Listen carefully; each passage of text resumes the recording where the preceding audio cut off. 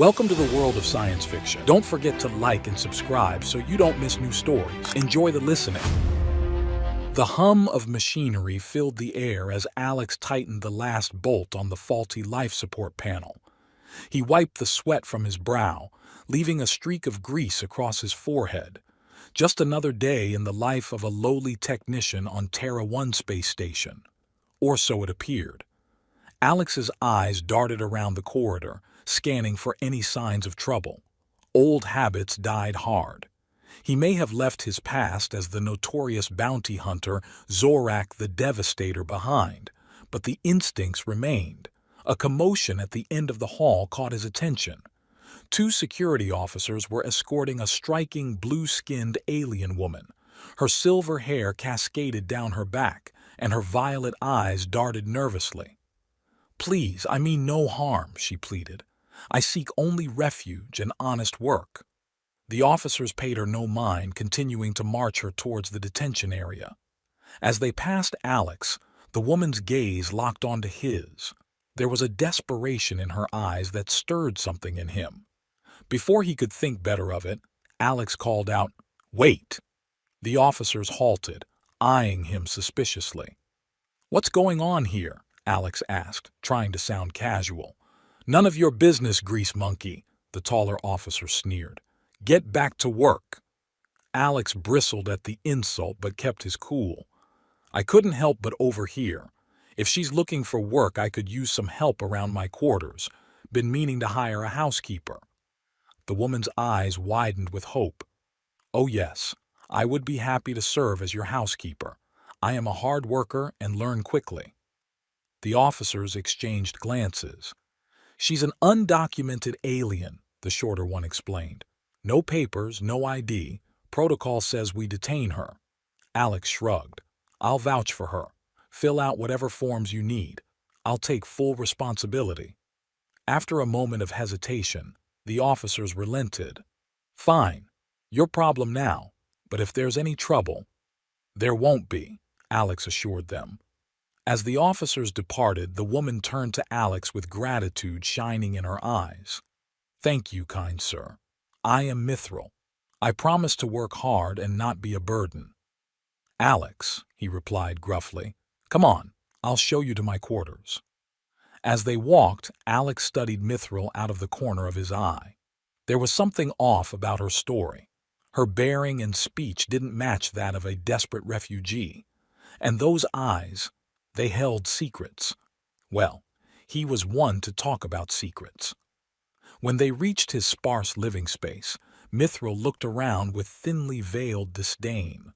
"Oh my, you certainly do need help with housekeeping." Alex bristled. "It's not that bad." Mithril arched an elegant eyebrow. "There is a half-eaten nutrition bar growing mold on your nightstand." "I've been meaning to clean that up," Alex muttered. "Indeed?" Mithril's tone dripped with sarcasm. "Well, I suppose I should get started then. Where do you keep your cleaning supplies?" Alex blinked. I'm not sure I have any." Mithril pinched the bridge of her nose. "Wonderful. I don't suppose this station has some sort of supply depot where we could procure the necessary items." "Yeah, there's a commissary on level 3. But look, you don't have to start right this second. Why don't you tell me a bit more about yourself first? Where are you from? How'd you end up here?" A flicker of unease passed over Mithril's face before she composed herself. "Oh, you know how it is. Political unrest, economic instability. I simply wished for a fresh start somewhere new." Alex's bullshit detector was pinging loudly, but he decided not to press. For now. "Right. Well, make yourself at home. I've got to finish my shift, but I'll be back in a few hours. Try not to organize me out of house and home while I'm gone." As he headed for the door, Mithril called out, "Alex, thank you again. Truly." He grunted in acknowledgement and left, his mind whirling. What had he gotten himself into? The rest of his shift passed in a blur of routine maintenance and nagging thoughts about his mysterious new roommate. When he finally clocked out and headed back to his quarters, he half expected to find the place ransacked and Mithril long gone. Instead, he walked into a sparkling, clean living space that smelled faintly of citrus. Mithril stood in the center of the room, hands on her hips, looking pleased with herself.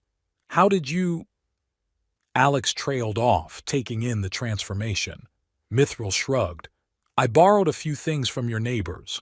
They were quite accommodating once I explained the situation. I hope you don't mind, but I took the liberty of preparing a meal as well. You had some rather sad-looking ration packs in your cupboard, so I improvised." Alex's stomach growled at the mention of food.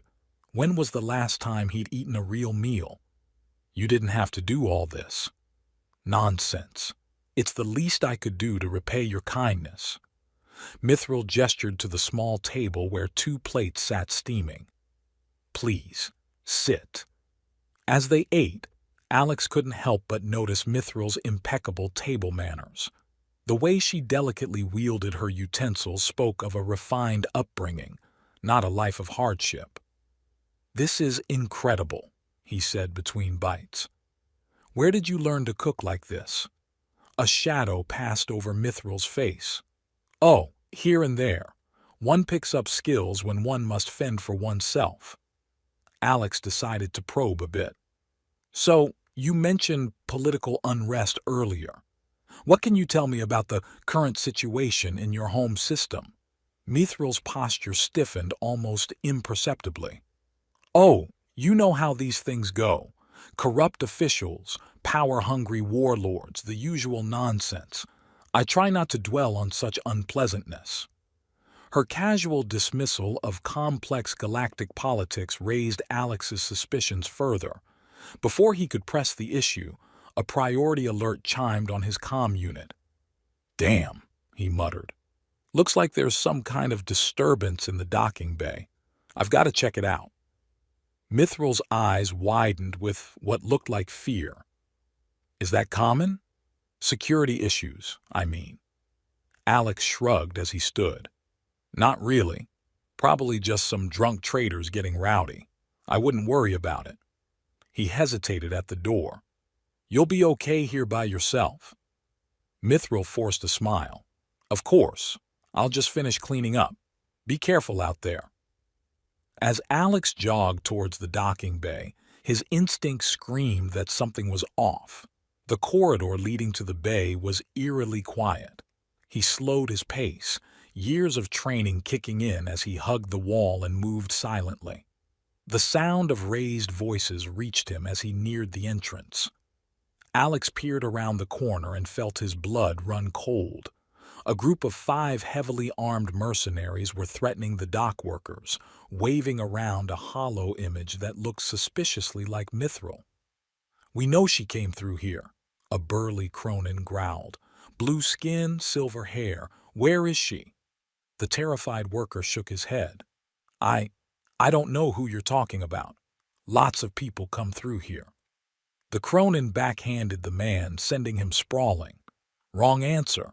Maybe this will jog your memory." He raised his pulse rifle. Without conscious thought, Alex sprang into action.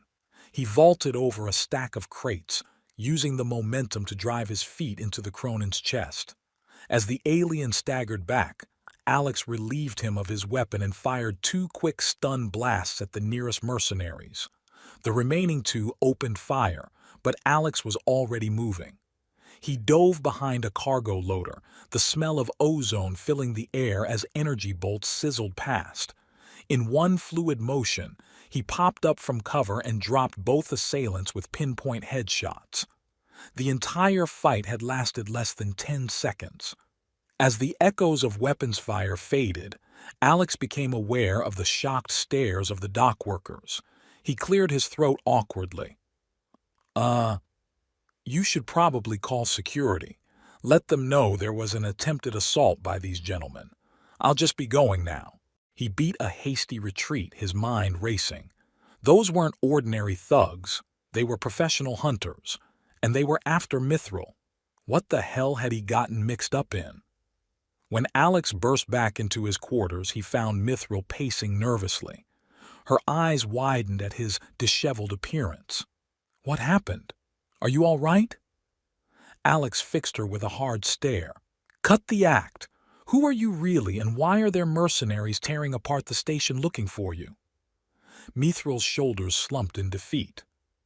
I suppose there's no point in further deception. The truth is... Before she could finish, alarms began blaring throughout the station. A computerized voice announced, "Attention, all personnel. Unauthorized vessels detected on approach vector. Battle stations. This is not a drill. Repeat, this is not a drill." Alex and Mithril locked eyes, a moment of understanding passing between them. Whatever secrets they both held, they were in this together now. "We need to move," Alex said grimly. "I've got a feeling those mercenaries were just the welcoming party." As they raced out of the room, neither of them noticed the small tracking device attached to Mithril's clothing during her cleaning frenzy. It blinked steadily, broadcasting their location to parties unknown. The hunt was on. As alarms blared through Terra 1, Alex grabbed Mithril's arm and pulled her into the corridor. The station shuddered, rocked by distant explosions. "We need to get to the escape pods," Alex shouted over the din. Mithril's eyes widened. "No, we can't leave the station. There are innocent people here." Alex gritted his teeth. The girl had a point, but his instincts screamed at him to get her to safety. "Fine. We'll head to the command center. Maybe we can help coordinate the defense." They raced through chaos-filled hallways, dodging panicked civilians and harried security personnel. Alex's mind whirled. Who were these attackers? How had they found Mithril so quickly? As they rounded a corner, a group of armed intruders materialized. Their armor bore the insignia of the Kryzor Empire, Mithril's supposed homeland. "There she is," one shouted. "Capture the princess." "Princess?" Alex's head snapped towards Mithril, who looked both terrified and resigned. No time for questions. Alex shoved Mithril behind him and charged. Years of honed combat reflexes took over. He disarmed the first attacker with a brutal arm lock, using the man's weapon to take down two more. A spinning kick dispatched the fourth. The last intruder raised his hands in surrender. "Please, don't kill me, Zorak." Alex froze. How did this man know his true identity? Taking advantage of his hesitation, the attacker fumbled for a concealed weapon. Alex's instincts kicked in. He fired without thinking, dropping the man with a well-placed stun blast.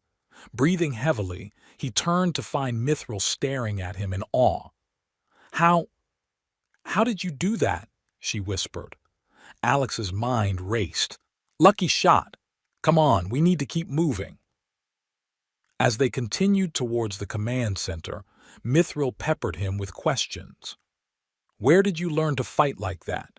You're no ordinary technician, are you?" "I could say the same about you, Princess," Alex retorted. Mithril flinched. "It's complicated. I promise I'll explain everything once we're safe." They burst into the command center to find it in disarray. Panicked officers scrambled to respond to multiple crises. "Status report," Alex barked, falling into old command habits. A frazzled lieutenant turned to him. "Who the hell are you two?" His eyes widened in recognition. "Wait, you're—" "Doesn't matter," Alex cut him off. "What's the situation?" The officer swallowed hard. "Multiple Kryzor warships have surrounded the station. They're demanding we hand over some VIP or they'll destroy us. Our shields are failing, and we don't have the firepower to fight back." Alex's mind raced. He glanced at Mithril, who looked stricken with guilt. "Open a channel to the Kryzor flagship," he ordered. "What? But sir—" "Do it!" Moments later, the stern face of a Kryzor admiral filled the main view screen. "This is Admiral Vexthor of the Kryzor Empire. Surrender the fugitive princess immediately, or we will reduce your station to atoms." Alex stepped forward. "This is Zorak, the Devastator. Perhaps you've heard of me?" The Admiral's eyes widened in shock. "Impossible! Zorak is just a myth. A boogeyman used to scare. Oh, I assure you, I'm quite real, Alex interrupted, his voice dropping to a menacing growl. And I'm currently in possession of your little runaway princess. So here's what's going to happen. You're going to call off your attack and withdraw your ships. In exchange, I won't hunt down every last one of you and turn your skulls into drinking cups. Do we have an understanding? Admiral Vexthor sputtered in rage, but fear was evident in his eyes. You can't. Try me, Alex snarled. A tense moment passed before the Admiral deflated. Very well, we will withdraw, for now. But this isn't over, Zorak. The Empire does not forgive, and it does not forget. The transmission cut off. Alex turned to find the entire command center staring at him in a mixture of awe and terror. Well, he snapped, don't just stand there. Get those shields back up and prepare for any treachery. As the officer scrambled to obey, Mithril approached him cautiously. You're him, aren't you? The legendary bounty hunter. But why are you protecting me? Alex sighed. It's complicated. Come on. We need to talk, privately. They retreated to a small conference room adjacent to the command center. As soon as the door closed, Mithril rounded on him. Explain. Now. Alex ran a hand through his hair. What do you want to know? Everything. Are you really Zorak the Devastator? Why are you hiding on this backwater station? And why in the name of the Cosmic Serpent are you helping me? Yes, I'm Zorak, or I was. I left that life behind, tried to disappear. As for why I'm helping you, Alex shrugged. I don't know. Maybe I'm tired of running. Maybe I saw something of myself in you. A fellow fugitive. Mithril's eyes softened. I understand, more than you know. She took a deep breath. I suppose it's time for my confession as well. I am indeed Princess Mithril of the Kryzor Empire, but I fled because my uncle, the current emperor, murdered my father and plans to use me as a puppet ruler. Alex whistled low. That's quite a story, Your Highness. Mithril flinched at the title. Please, just Mithril. I've had quite enough of royal treatment. Before Alex could respond, his communicator chirped. He answered to find a familiar, gravelly voice on the other end. Zorak, you old snake. Long time no see. Alex's blood ran cold. Grax, how did you find this frequency? The grizzled info broker chuckled. Please, you think you're the only one with friends in low places? I've got a job for you if you're interested. Very high-profile target. Royal, even.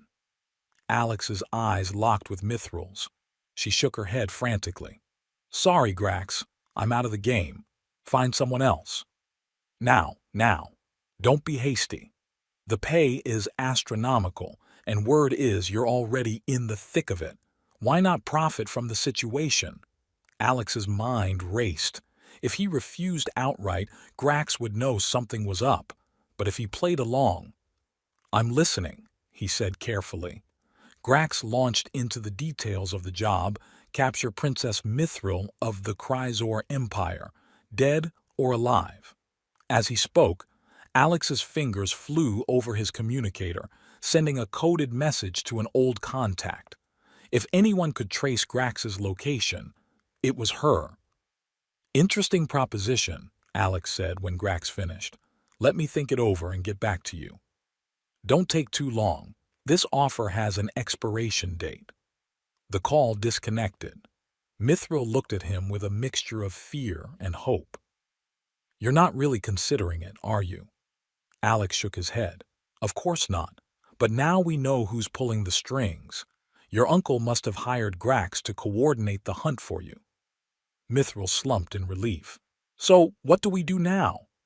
Before Alex could answer, alarms blared once again. They rushed back to the command center to find chaos. Report! Alex barked. Sir! Multiple ships decloaking all around us. It's the Kryzor fleet. They never left. Alex cursed. Of course, the Admiral wouldn't give up so easily. Shields. Holding for now, but were massively outgunned. Alex's mind raced. They needed a plan, fast. Suddenly, Mithril gasped. I have an idea, but you're not going to like it. She outlined her desperate gambit. Alex had to admit it was audacious and incredibly dangerous. You're right, he said grimly. I don't like it, but it might be our only shot. As they prepared to put Mithril's plan into action, Alex couldn't shake the feeling that everything was about to change. His carefully constructed life of anonymity was crumbling around him. But as he looked at Mithril, this enigmatic princess who had stumbled into his life and turned it upside down, he realized he didn't mind as much as he thought he would. Whatever came next, they would face it together. The command center erupted into frenzied activity as they raced against time.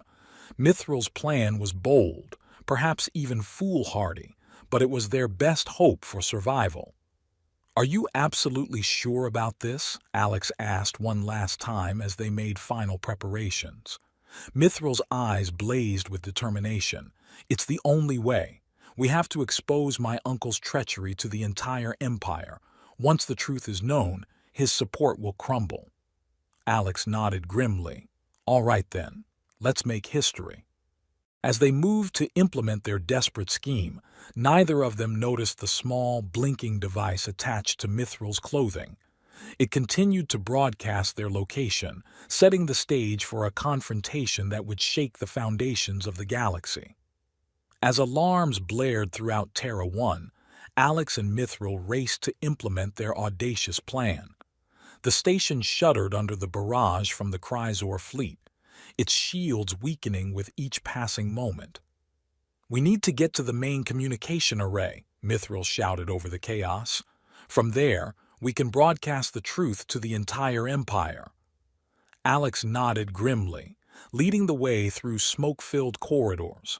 His combat instincts were on high alert, every shadow potentially concealing an enemy. They burst into the communication hub, startling the technicians inside. Out! Alex barked. Official business. As the confused staff scrambled to obey, Mithril rushed to the main console. Her fingers flew over the controls with surprising expertise. I thought you were a princess, not a tech wizard, Alex remarked, keeping watch at the door. Mithril smirked.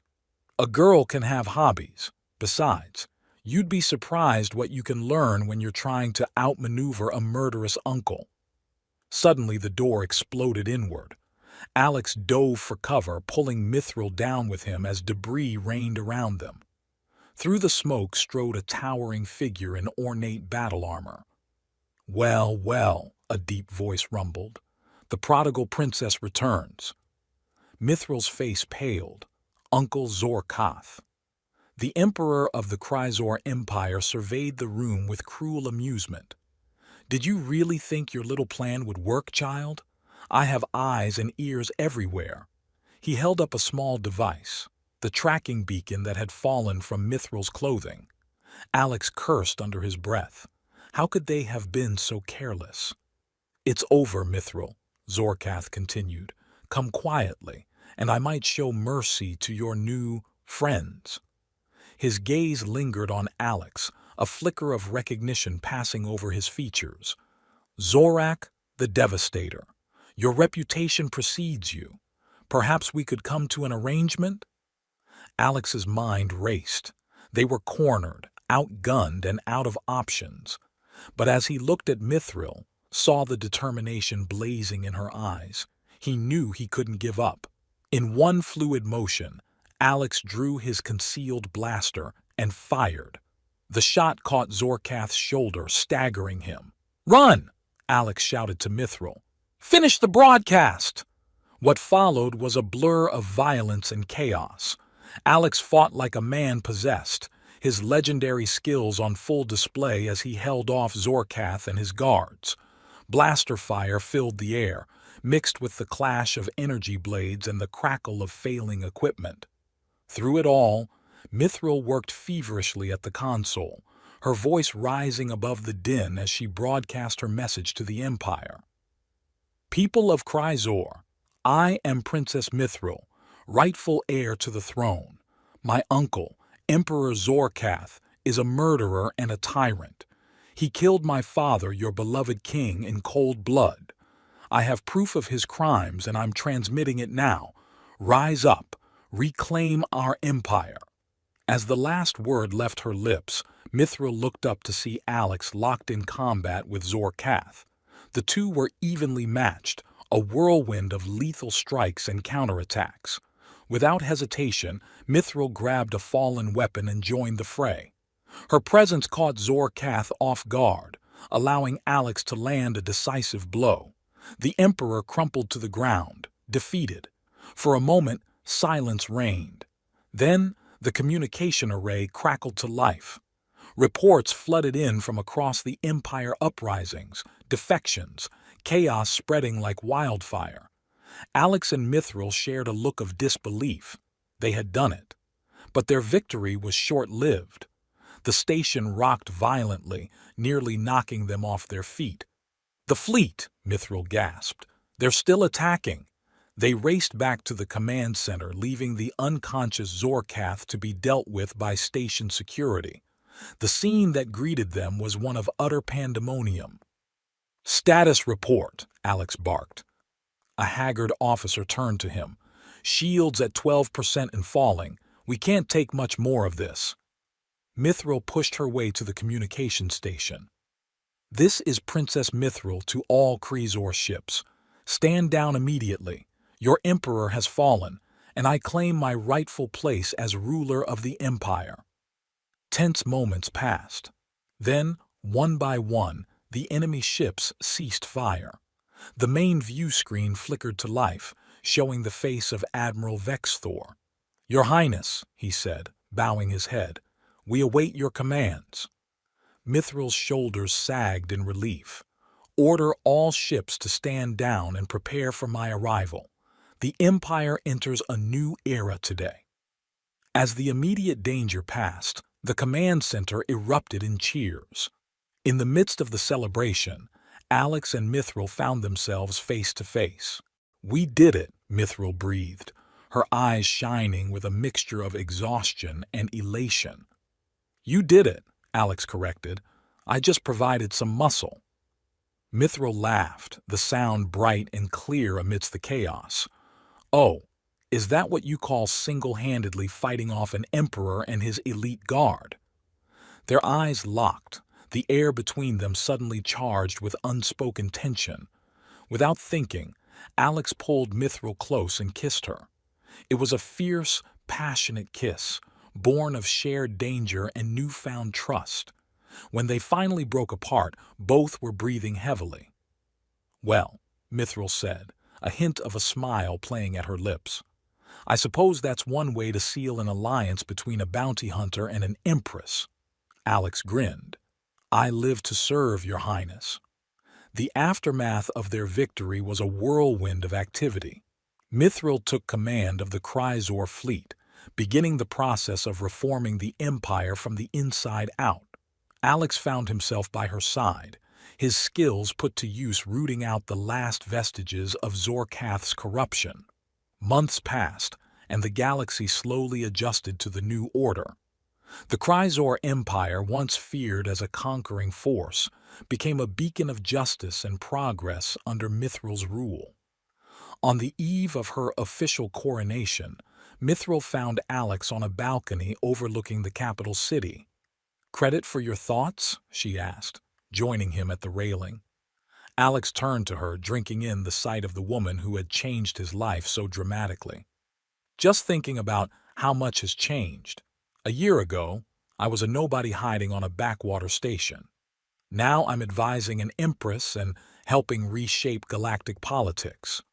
Mithril smiled softly. "Having second thoughts?" "Not for a second." Alex took her hand. "I spent most of my life running from who I was, what I could do. With you, I finally feel like I'm using my skills for something worthwhile." Mithril's eyes shimmered with emotion. "Alex, I couldn't have done any of this without you. You've become more than just my protector or advisor. You're my partner, in every sense of the word. She took a deep breath. Which is why I wanted to ask you something. Will you marry me? Alex blinked in surprise. Isn't that my line? Mithril laughed. Please, I'm an empress now. I can propose if I want to. Alex pulled her close. In that case, how could I refuse? Yes, Mithril, 1,000 times yes. Their kiss was gentler this time, full of promise for the future.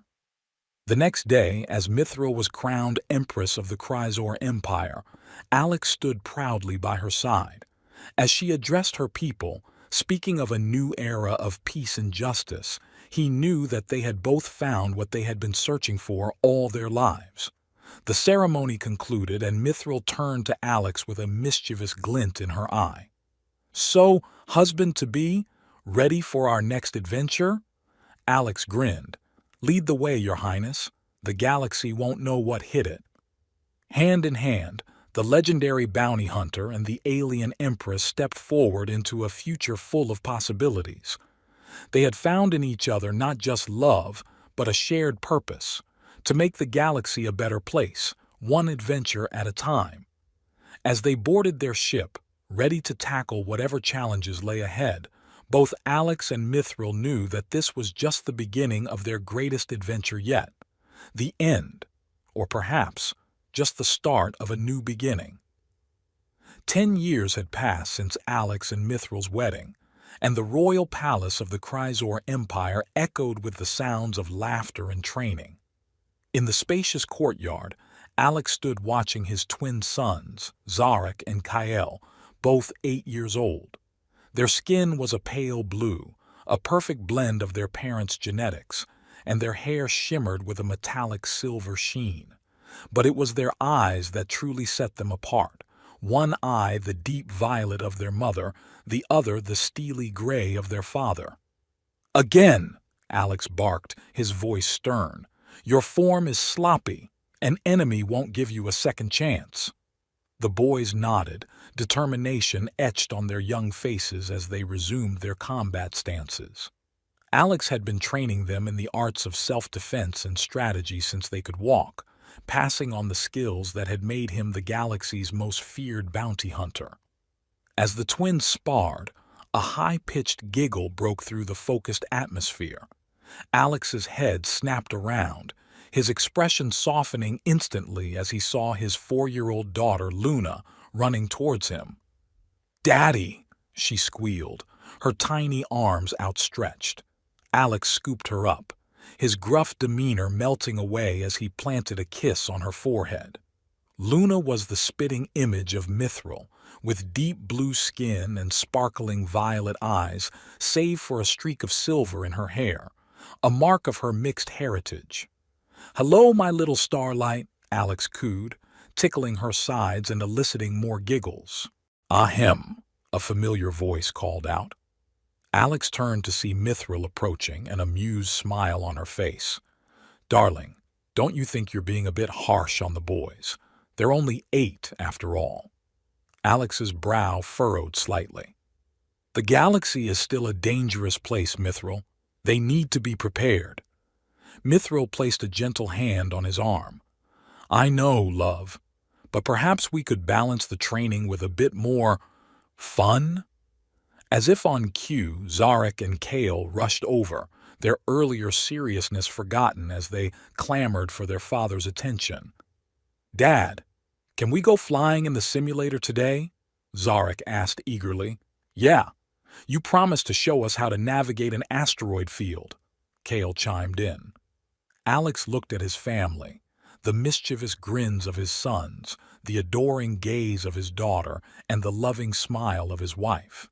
He felt his resolve soften. All right, he conceded with a chuckle. "I suppose we can take a break from combat training. Let's head to the simulator." As the family made their way inside, Alex couldn't help but marvel at the turn his life had taken.